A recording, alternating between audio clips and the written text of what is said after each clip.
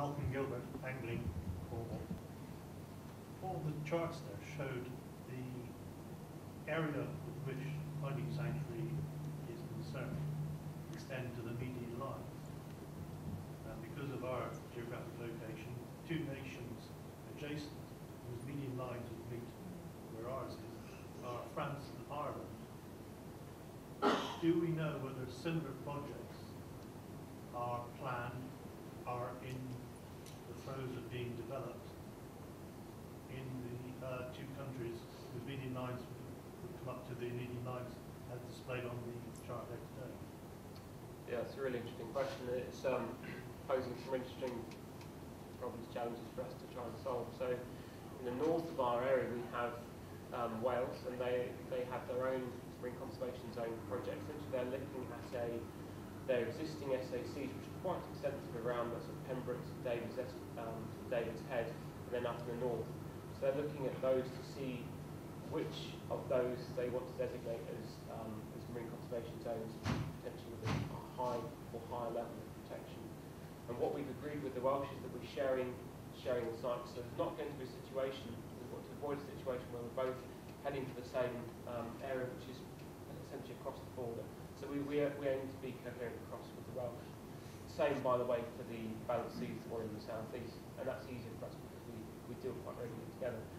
The trickier one, the Irish is the trickiest one because they essentially are not doing any kind of work along this line at all. They have their SACs and they're not proposing to do any extensions to them. And the French are going at this with enormous amount of resources, and we have a very good relationship with the French. We have a mutual project called Maya, in which we're working quite closely together to share data and information, and to, at least theoretically, we won't able to do this formally, but at this stage we're doing it theoretically to share ideas that we're developing together.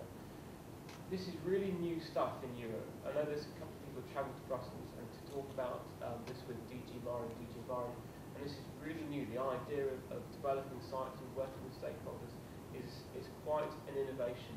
But I think as this begins to take root, hopefully this is something which Europe will take a greater interest in, and potentially through what they're doing in the Marine Strategy Framework Directive will adopt this approach, which will ensure that there's more European coherence in the way the sites are designed, but it's not the case yet.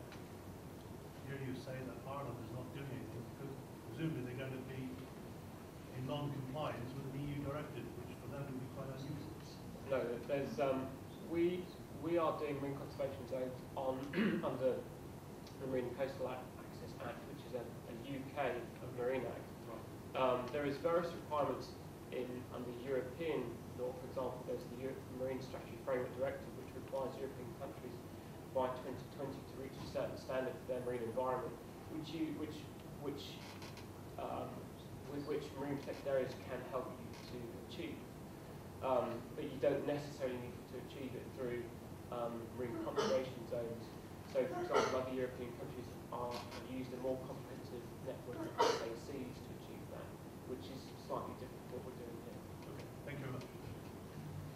Any other questions? Yes, please. Yeah, Steve Nichols, Boating Falmouth. I applaud you coming to us all and asking us what we're up to and what our interests are in the seas and everything. But who exactly is it? Is it the steering body that's actually looking in parallel to these sort of meetings into where the damage is being done to the environment and what sort of damage in the areas? Because it's like a grey area.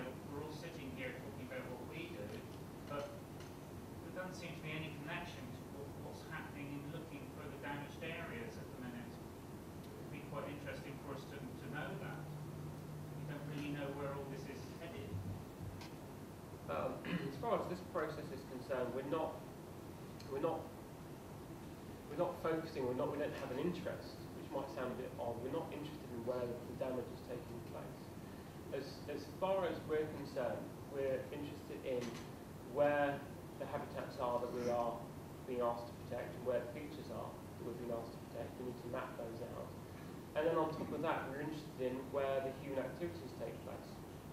Now, the link between those two is this matrix, what we're calling the compatibility matrix, which is really what will tell us which of those human activities, and numerous in terms of recreational, commercial, whatever, which of those activities impact on which of those habitats and species. So it's then an extension of that which says, right, if we want to ensure this species or this habitat is protected and it's thriving and able to recover, that's that activity which needs to stop. So we don't see it as necessary for us to necessarily map where damage is going on.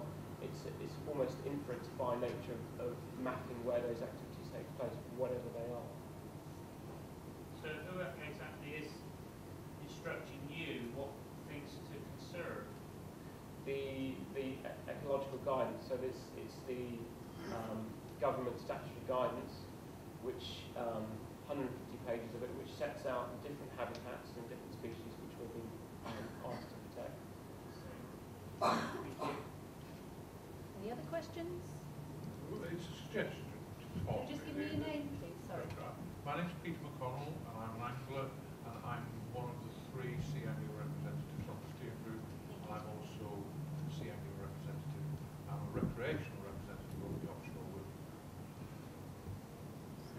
I just wondered whether people talk, if you were to give a bit of an explanation about how information comes down to you or across to you from the scientific advisory panel, yeah, Sure. whether that would make sense. That is a good idea. That they were cut out by force of the limited time I had available, but it's there are a group of 12 scientists who together form this group called the Science Advisory Panel, who independently are assessing the recommendations that all 4 of the regional projects are making. So we have been given targets which have been written by the JNCC and Natural England in terms of a number of habitats, seagrass, sand, rocky reef, etc., and species. And we have been tasked to incorporate those in the network. There are also targets, for example, on how far apart the site should be, and the representation around the region as well. We are being required to give our recommendations to the Science Advisory Panel at 3 different specific points in the project. So the first time we do that is in 2 weeks' time, on July the 5th. They will assess our recommendations, they will tell us, and then that's us as a kind of broader group, not just the project team, but the wider steering group, how they're doing in terms of the degree to which they've met those particular targets. We then go back, more data comes in, we improve, we develop, and we do this again in October. We do the same, we improve, we redevelop, we rethink, and we do this a final time in February next year. Tom, could I just come back on that for a moment? Yes, certainly. Are you relying then on the sort of answer of scientists at the end of the day? Or is there another way we can take this forward other than scientists? My experience has been over 10 years that one scientist will say one thing, and another scientist will say another. We don't seem to get very far with that. Scientists, in a very healthy way, always disagree with each other. They do it as a way of peer reviewing and championing and making sure ultimately what comes out in terms of recommendation is the best opinion of the day.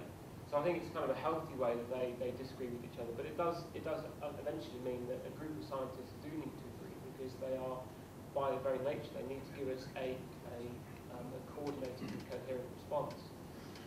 But the reality is, Dave, is that the recommendations from us are not just scientific, they are from that whole group. So it's a sort of collaborative exercise of us as a project team providing the data and the support and the information, but the steering group, which is not just scientific, it's 41 people who have many different expertise and knowledge of the sea coming together, but working kind of collaboratively with that scientific group. So I think it's quite a healthy relationship, actually. So I have sort of high hopes in terms of the quality of the result that we can get. Thank you very much.